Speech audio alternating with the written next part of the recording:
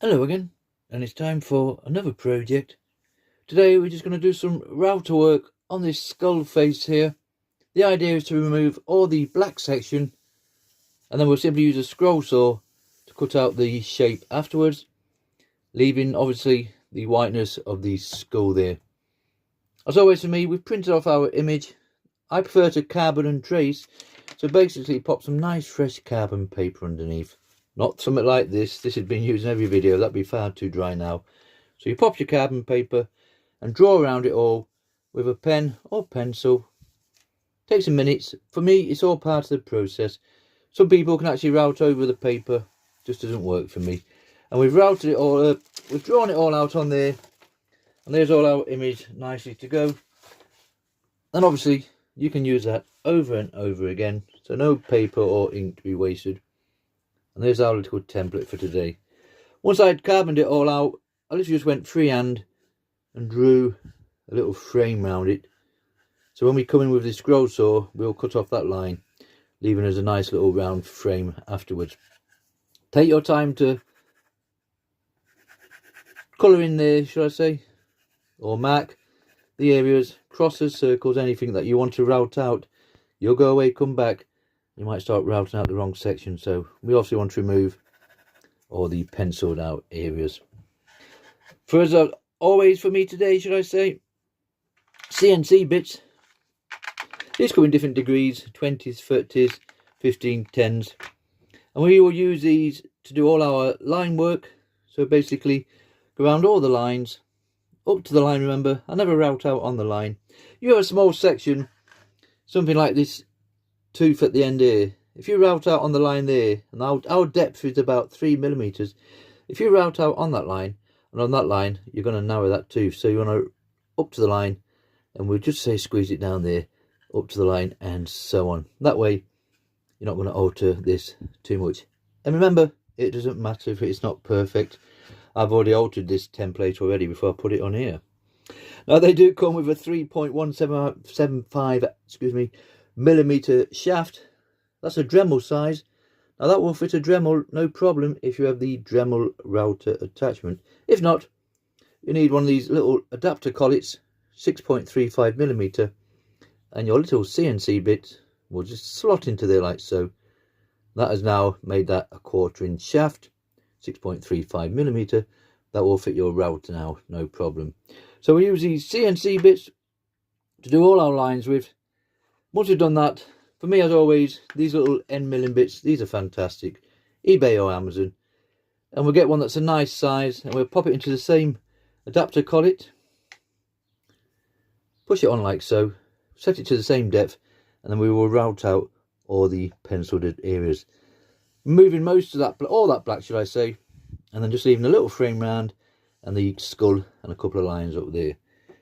For me, as always, it's about 3mm I work on. I have a piece of wood somewhere. I've just made a little gauge. You can purchase gauges, bits of plastic that tell you the depth. So that is the same depth as that. So number 2 for me today. Number 1's about 4mm, a little bit bigger. And I know that is plenty deep enough to do all our routing. So we'll sit the router on there, set it to that depth, and basically start doing all the lines on this one. Once it's all nicely routed out, we'll give a bit of sanding, bit of tidying up, and the idea is put black paint in the background. We might put a bit of teak stake on the framework, and we'll see what the wood's like. It's quite light as it is. We might end up painting that white as well, so we'll persevere with that one, see how we go on. But for now, let's just start doing all the lines.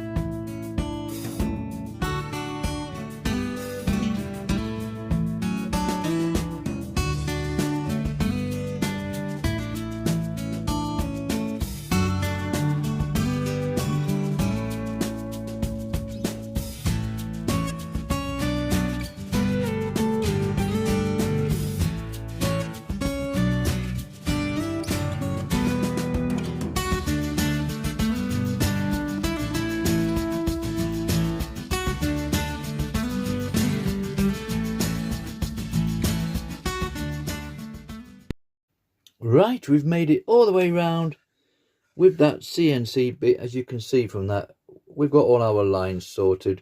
So when we come in with the little end milling bits around these smaller sections, because we have gone around with the CNC bit, remember, we can clear that out with any issues of anything hopefully popping off. Remember, there's different bits out there, profile bits, liner bits. You just find a bit that suits you. But for me, I've certainly got no issues with our little 20-degree CNC bit today. Right, we're going to remove out the rest of the section. Remember, that's the remaining penciled areas. Take your time if need be, just to go over it again.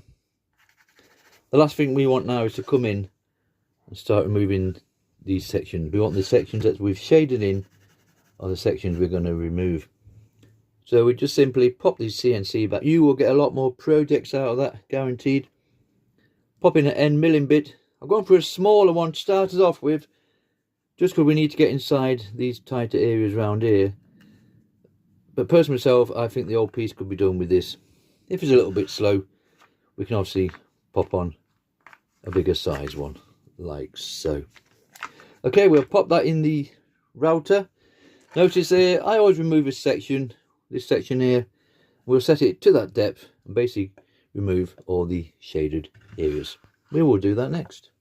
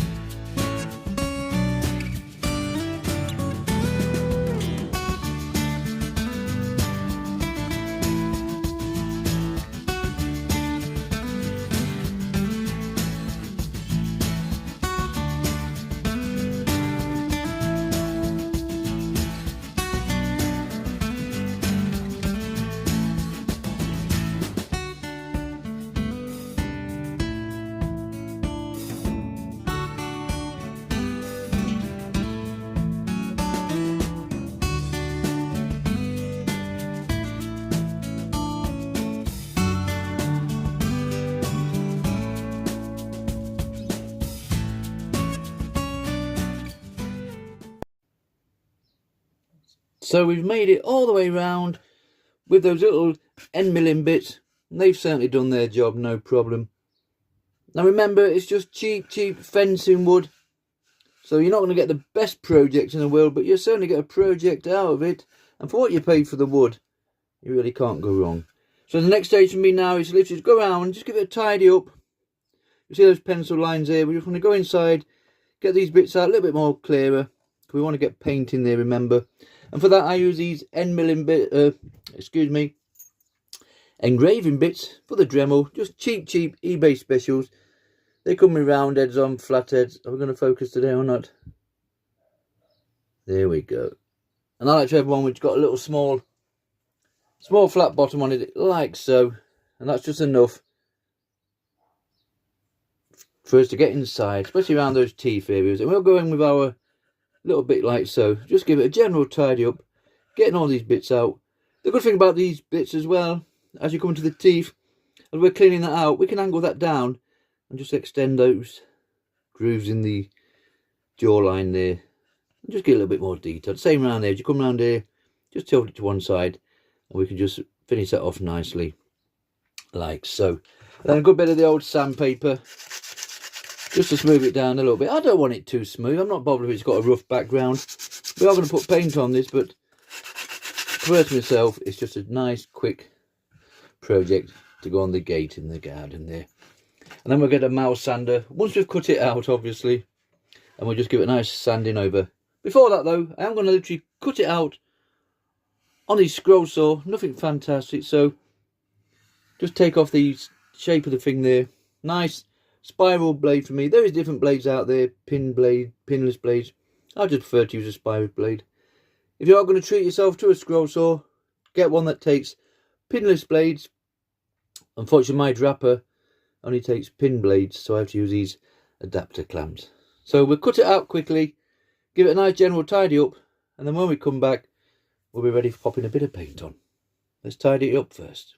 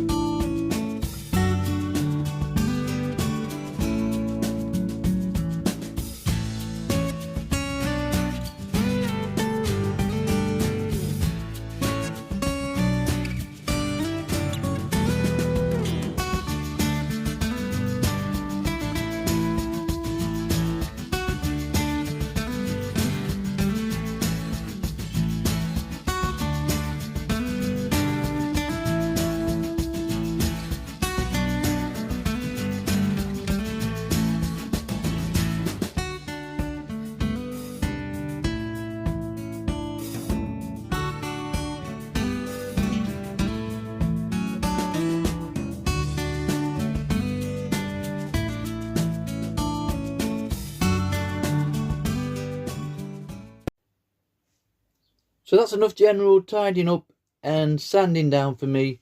Remember, we use the little flexi cable with an engraving bit just to get inside these smaller sections. A nice bit of sandpaper. We cut it out on the scroll saw with a Pegas number 5 spiral blade. We use a sanding machine just to round it off, near enough for me. I'm not overly concerned if it's not perfect. And then a little mouse sander just to get rid of those pencil lines. And we also just slightly rounded the edges and skimmed over the back there. Now for colouring wise, we're going to paint this. You could spray it just as easy, and we'll do a black background, and then we'll sand it all down, make it all nice and crisp. Now looking at that wood, I think that's looking nice enough. Maybe just leave that and put a bit of boiled linseed on, but we'll see how it finishes. If not, normally I would go in with the white painter's touch. I just have a bit of that, but I found a full antique white. We could throw that on first, and if we just go over top with the white if it's not white enough. And for the surround, as in a previous video, I treat myself to some nice dark teak stain, so we will just stain the frame on this. But before that, just black, painter's touch black to do all the back first. Get inside those teeth. You want a nice little decent brush, and I'll just get inside the best we can, like so. Doesn't matter if we go on top, remember, we're going to sand it all down. Now there is wood sealers, which stops the paint from bleeding into the sidewalls. You basically brush it on, it soaks in, let it dry, and hopefully it will seal all those walls. Stops the paintwork just bleeding in. With fencing wood and plywood, I don't really have a lot of issues. And it wouldn't really matter on a project like this if it did bleed, because we're going to paint the top anyway. But we'll see how it finishes once we sand it all down. So we'll just get our black. I will go over this a couple of times, and we can just start feeding that in like so. Doesn't matter about the mess we make. We can just do the full piece. Make sure we get all those side walls. On other projects, bigger lettering, should I say, or bigger templates, I've been known to paint the side walls. Just too much like hard work. So we just make sure we get up the sides with our black paint like so. Okay, get right in there, those little bits. You might find you think you've completed it, and you see a little section, a little black Sharpie pen, and you could dab that on there just to fill that in. So I'll continue to fill all this in. We'll come back, sand it off, and then do exactly the same with the white paint, and then the same with the stainer. Okay, we'll come back when this is all finished, and we'll have a nice bit of varnish to spray over the top.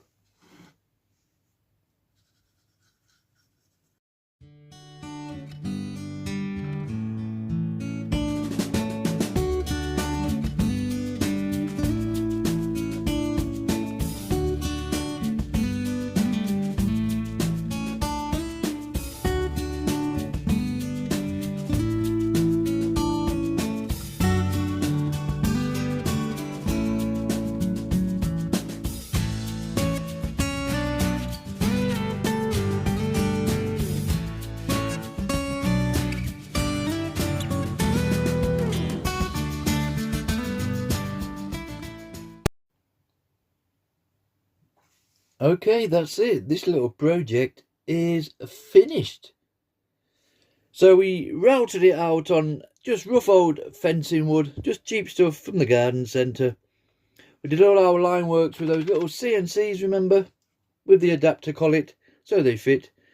Cleared them all out with the end milling bits. I've used these on all my projects nearly. I've certainly got no issues with them. I will put links in the description. So CNC bits, end milling bits for all the clear out of the black section, as you can see there. And then we came in with good old painter's touch paints. Did all our background, and then we sanded it all down, making a nice smooth surface. And you could have left it with the just the wood showing, because it was nice wood underneath. But I went for the antique white in the end, just painter's touch. And I'm quite happy with that. It's just not quite white, but there again, it's just nice enough for what we want. And we found a bit of gold there, so we gave them a nice gold tooth just to finish them off with. And as always for me, 2 or 3 coats of a nice lacquer spray varnish of some description. Not so much for protection. You need better stuff than that if it's going to go outside. But for me, it just finishes it off with a little bit of a shine on. And you can see from that, it's more or less got us what we want. And you can just see the little gold tooth there. And the white came out fine. And we sprayed a bit on the side bits and all. You could spray it on the back if needed, but personally myself, not something I've ever bothered with. And that's it. This little project is more or less finished. Just one little thing. He looks a bit lonely on his own. So as I was going along, we basically did exactly the same, but with the reverse image there. So you get 2 for the price of 1 today. Both routed out, both done exactly the same. The idea for me, these will go on my front gate, and we'll have one at one side, one at the other, and eventually there'll be something going down the middle. But for now, there's our 2 little projects, and they measure in at 10 inches by 6 inches across, literally the width of a fencing post. And that's it. These little projects are finished. Thank you very much for watching.